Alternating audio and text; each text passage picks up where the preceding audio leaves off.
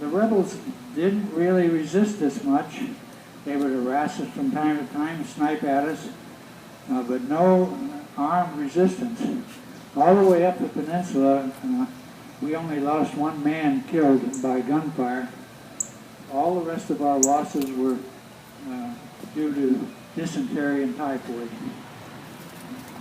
And there was a lot of that. And that all changed when we got to the Chickahominy River, which is about 10 miles outside of Richmond. It's the last big river we would have to cross. We were in the front that day, and I remember when we got to the riverbank, there they were over there, and rebels all along the bank. And even McClellan came up to take a look. Now, that's the first we'd seen him. He was usually commanding well to the rear. But he took one look, and he told General Casey that he could lead the way across. We knew that that meant the 104th, and it did. So that we were ordered again to sleep with our arms at the ready. That's when I learned that Colonel Davis had been wounded that day and taken to the rear. We were now our brigade was now under the command of General Mackley. And I also learned that 70 of our fellows from C Company had been taken prisoners in that first charge. It wasn't a good day for us at all.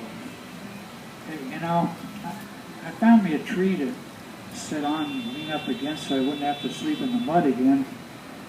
And as tired as I was, I could not sleep.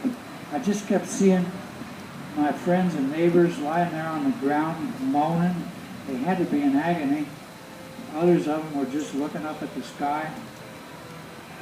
I can still see them right now. And there was nothing we could do about it. We were just being pushed so hard, we had to leave them there.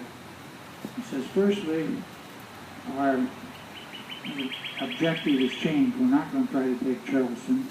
We're going to try to shut down their harbor.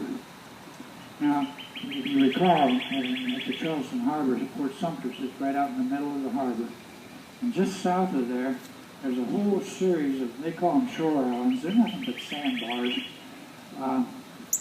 The one closest to Sumter is called Morris Island. It's about 3 miles in diameter and completely void of vegetation. And the rebels had built an earthen fort on there.